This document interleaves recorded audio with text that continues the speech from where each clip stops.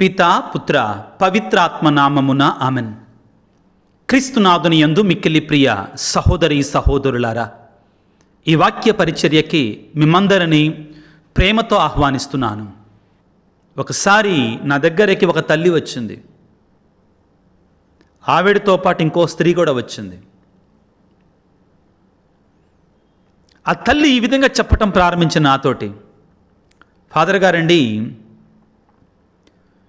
నా భర్త నామమాత్రపు క్రైస్తవుడిగా పెరుగుతున్నాడండి.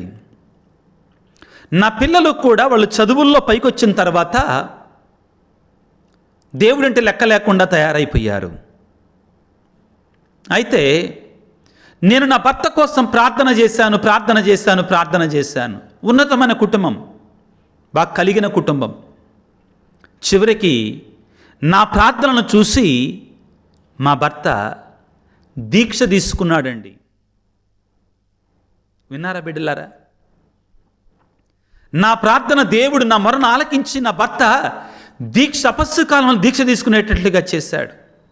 ఇప్పుడు ఆయన పూర్తిగా మారిపోయి, నువ్వు ఎవరిదో వాక్యం వింటావు కదా, అది ఎలా అని నన్ను అడిగి ఆయన కూడా వాక్యం వినటం ప్రారంభించాడండి. అంతకుముందు లెక్కలెంతనంగా ఉండేవాడు, ఇప్పుడు క్రమశిక్షణగా ఉంటున్నాడండి. ఆ తరువాత మా పిల్లలు కూడా కొన్నిసార్లు ఆదివారం గుడికి రాటల్లా. ఒక తల్లి ఏ విధంగా బిడ్డలను మార్చుకోగలదు? కాబట్టి ఒక రోజున మా యజమానుడు, నా భర్త, వేట మాంసం తీసుకొచ్చాడు ఇంటికి.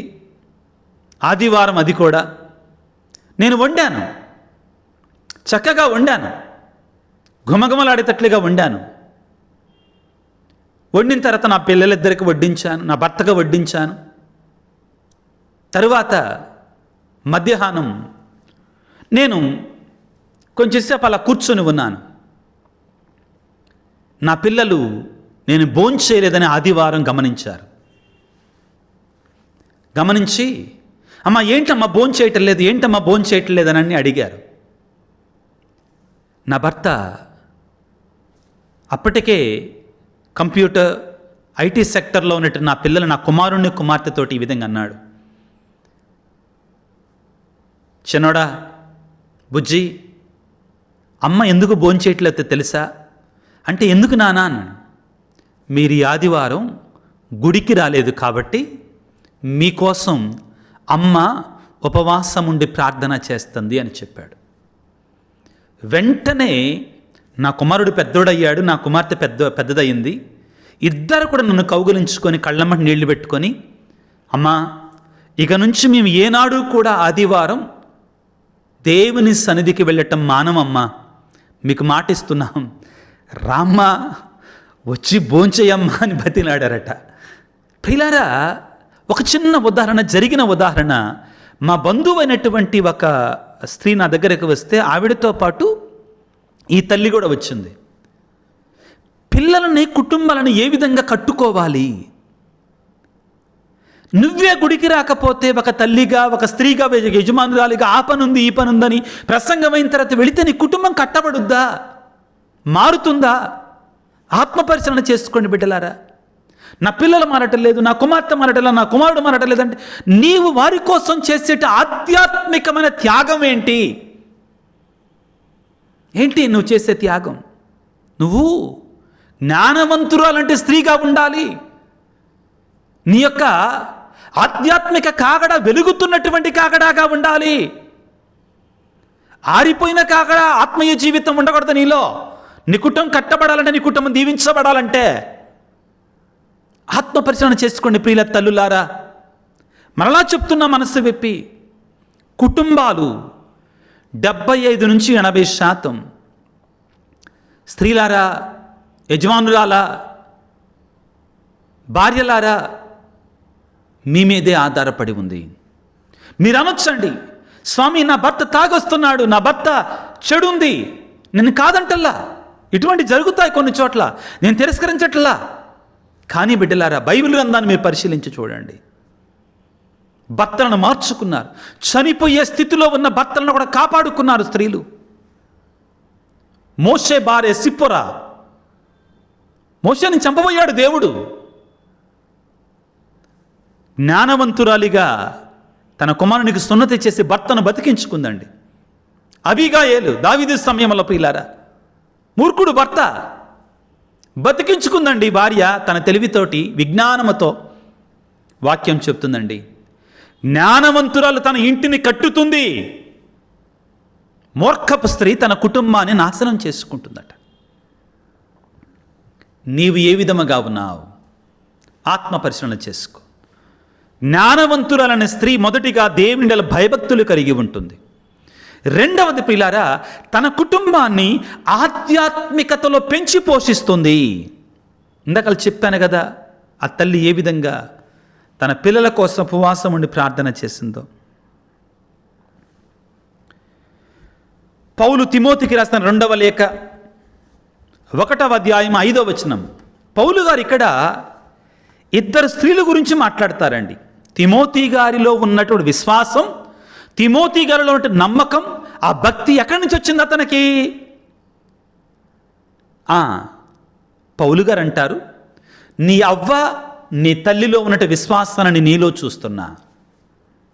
ఏమంటారంటే, నిష్కపటమగు నీ విశ్వాసము నాకు జ్ఞాపకం వచ్చుచున్నది. అట్టి విశ్వాసమే నీ అవ్వయగు లోయలోను తల్లి యొక్క యూనికేలోను ఉండేది కనుక ఇప్పుడు అట్టి విశ్వాసము నీలోను కలదని నాకు గట్టి నమ్మకము. ప్రియులారా, నీ బిడ్డలని దేవుని ప్రేమలో పెంచడానికి ప్రయత్నం వచ్చాయి. ఈ వాక్యాన్ని ఆలకిస్తున్న తల్లులారా, మీలో కొంతమంది నన్ను అనొచ్చు, అయ్యా నేను ఎంతగా ప్రార్థన చేస్తున్నా కానీ నా కుమారులు మారడం లేదు, నా భర్త మారడం లేదు. నీవు ఎంతగా ప్రార్థన చేస్తే నీ బిడ్డలు మారడం కాదు, కానీ వాళ్ళు మారేదాకా నువ్వు ప్రార్థన చేయాలి. మోనికమ్మ గారు ఇది మనకు నేర్పిస్తుంది. మోనికమ్మ గారు ఇది మనకు నేర్పిస్తుంది. తిమోతి గారు అంత గొప్ప బోధకుడు, పరిచారకుడు, దైవ జనుడు ఎలాగయ్యాడు అంటే, బిషప్ గారండి ఆయన. ఎలాగయ్యాడు? మెచ్చుకున్నాడండి పౌలు గారు, గొప్పగా మెచ్చుకున్నాడు తిమోతిని. తన అవ్వ యూనికోలో ఉన్నటువంటి, తన తల్లి అయినటువంటి, తన అవ్వ లోయలో ఉన్నటువంటి తల్లి అయినట్టు యూనికోలో ఉన్నటువంటి విశ్వాసాన్ని ఇదిగో కుమారుడికి కూడా ఇచ్చారు. నీవు మొదటిగా నీలో విశ్వాసం ఉందా, నమ్మకం ఉందా, ప్రార్థనా జీవితం ఉందా, దేవుని సన్నిధికి వెళ్ళే స్వభావం ఉందా? ఇది ఒక ఎత్తు అయితే దానిని నీ బిడ్డలకు ఇస్తున్నావా? ఆ విశ్వాసంలో నీవు పోషిస్తున్నావా నీ బిడ్డలని? ఆత్మ పరిశీలన చేసుకో. ప్రియులారా, ప్రార్థన మాత్రమే కుటుంబాన్ని కడుతుంది అని మర్చిపోమాకండి. ప్రార్థన ద్వారా మాత్రమే కడుతుంది. మొదటిగా నీలో దైవమయం ఉండాలి, ఒక స్త్రీగా, ఒక యజమానురాలిగా. రెండవది, ఆ విశ్వాసాన్ని నీ పిల్లలకి నీవు నేర్పించాలి, విశ్వాసములో పెంచి పోషించాలి. మోషే ఇశ్రాయేలు ప్రజలతో ఈ విధంగా చెప్తాడు. ద్వితీయోపదేశ కాండము 6వ అధ్యాయము 6వ వచనములో, నేడు నేను మీకు ఉపదేశించిన ఈ ఆజ్ఞలను ఏనాడును మరిచిపోకండి, వీనని మీ పిల్లలకు బోధింపుడు. మీరు ఎంటనున్నను బయటనున్నను శ్రమించుచున్నాను విశ్రాంతి తీసుకొనుచున్నాను, వీనని గురించి మీరు ముచ్చడించండి. నేను ప్రారంభంలో చెప్పా కదా, హైదరాబాదులో ఉప్పల్ నుంచి నాకు ఫోన్ చేసినటువంటి సాముయేల్ గారు తన భార్య అయినటువంటి అలీసమ్మ గురించి చెప్పిన సాక్ష్యం. ప్రతి భర్త కూడా తన భార్య గురించి ఇటువంటి మంచి సాక్ష్యాలు చెప్పేటట్లుగా భార్యలు జీవించాలి. ప్రతి భార్య కూడా తన భర్తను గురించి మంచి సాక్ష్యం చెప్పేటట్లుగా ప్రతి భర్త కూడా జీవించగలగాలి. ఏమన్నాడు ఆయన?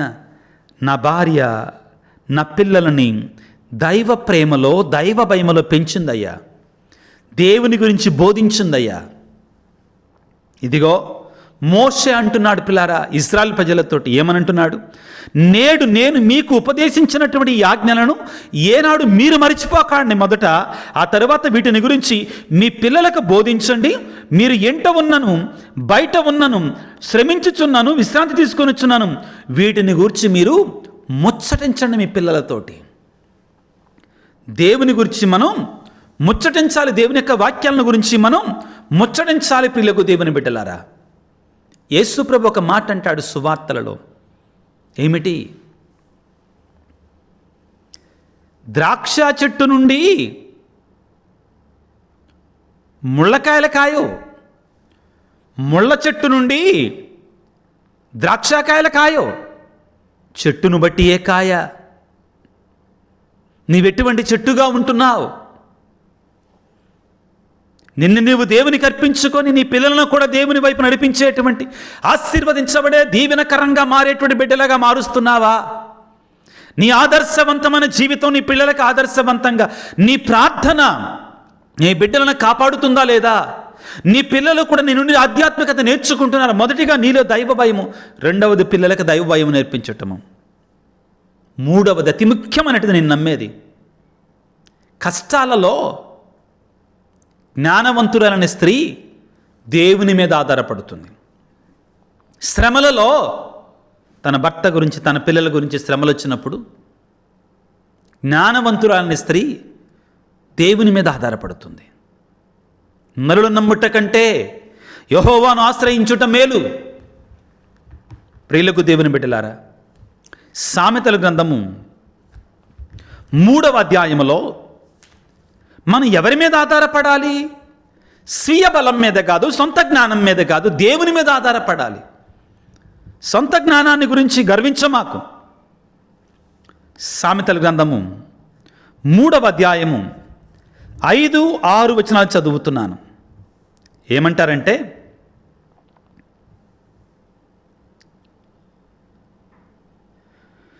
నీవు మనఃపూర్తిగా దేవుని నమ్ముము, నీ తెలివితేటల మీద ఆధారపడకము, నీ కార్యములన్నిటను ప్రభువును స్మరింపుము, అతడు నీ పనులను సులభతరము చేస్తాడు, నీ శ్రమలను తీసివేస్తాడు.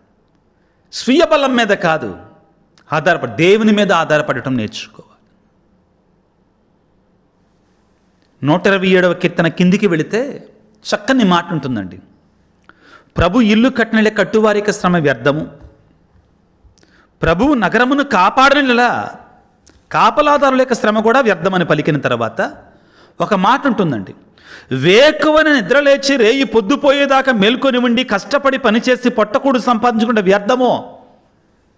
ఇక్కడ ఏమంటున్నాడు?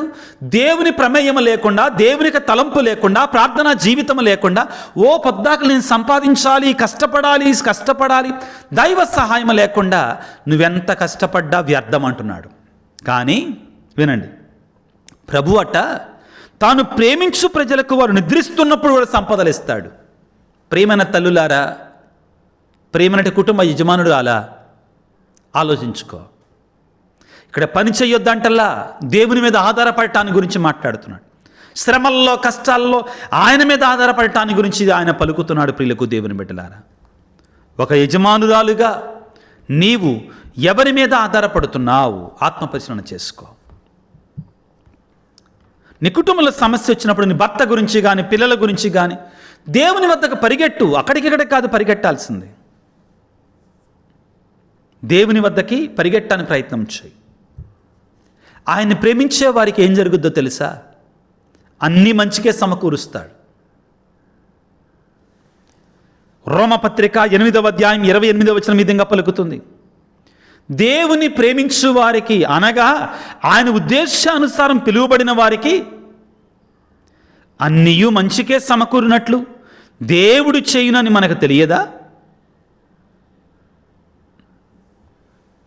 ప్రియులారా, ఆయనతో మనం ఉండగలిగితే మన శ్రమలను కూడా ఆయన నాట్యముగా మారుస్తాడు, మనకన్నిటినీ కూడా ఆయన నాట్యముగా మారుస్తాడు, దీవెనగా మారుస్తాడు.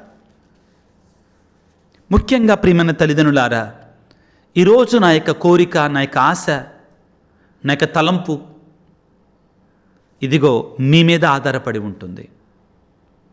ప్రియమైన తల్లులారా, ముఖ్యంగా నూతనంగా వివాహం చేసుకొని క్రొత్తగా పిల్లల్ని కంటున్న తల్లులారా, మీ పిల్లల్ని దైవ ప్రేమలో పెంచండి. దానికి ముందుగా మీరు దైవ ప్రేమలో జీవించండి. యువకులారా, వివాహానికి సిద్ధపడేటువంటి వల్ల దేవుని మీద ఆధారపడండి. దేవునికి ఒక గొప్ప కార్యాన్ని చూస్తారు. తలలు వంచి ప్రార్థించుకుందాం. సర్వశక్తిమంతుడా, సర్వోన్నతుడా, ప్రేమమయుడా, కుటుంబానికి ఆధారం, మూలమైనటువంటి దేవానికి స్తోత్రాలు. ఆధునిక ప్రపంచంలో ఉన్నటువంటి కుటుంబాలన్నిటి కొరకే ప్రార్థిస్తున్నాను తండ్రి. ముఖ్యంగా ఇదిగో ఎవరైతే తల్లులు తమ భర్తల కొరకై తమ పిల్లల కొరకై కన్నీటితో ప్రార్థన చేస్తున్నారో, వేదనాపూరితంగా నిన్ను అడుగుతున్నారో, ప్రార్థనాపూర్వకంగా నిన్ను బ్రతిమాలుకుంటున్నారో ప్రభువా, తల్లులందరి కొరకే ప్రార్థిస్తున్నాను. ఆ తల్లుల యొక్క ప్రార్థనకు జవాబునివ్వండి నాయన. తండ్రి, ఎంతోమంది తల్లులు ఎన్నో శ్రమలు పొందుతున్నారు. ముఖ్యంగా భర్తల యొక్క వ్యసనాల కారణంగా ఎంతోమంది స్త్రీలు కొనారిల్లిపోతున్నారు, కుమిలిపోతున్నారు, ఎవరికి చెప్పుకోలేకపోతున్నారు. నాయన, వారి మౌన రోదన, వారి కన్నీటి బాధను మీరు తీర్చండి నా తండ్రి. ప్రపంచంలోని క్రైస్తవ తల్లులందరినీ మీరు దీవించండి నాయన. వారి ప్రార్థించే తల్లులుగా, పిల్లలకు మంచి సుమాతృకనిచ్చే తల్లులుగా వారిని మీరు నడిపించండి నా తండ్రి. ఈనాడు ఈ వాక్య పరిచయలో పాల్గొంటున్నటువంటి నీ బిడ్డలందరినీ మీరు దీవించమని, ఆశీర్వదించమని, నీ పరిశుద్ధాత్మ శక్తితో నింపమని, ముఖ్యంగా ప్రభువా కుటుంబాలలో శాంతి సమాధానం వారికి నీ నిజమైన శాంతిని దయచేయమని, ఈ సువార్త పరిచర్య కొరకై ఆర్థికంగా వారి వంతు సహకారాన్ని అందిస్తున్న ప్రతి బిడ్డను ముప్పదంతలుగా నూరంతలుగా దీవించమని మా నాథుడైన క్రీస్తు ద్వారా వేడుకొనుచున్నాము తండ్రి. ఆమెన్. ప్రభువు మీతో ఉందురుగాక, మీ ఆత్మతో ఉందురుగాక.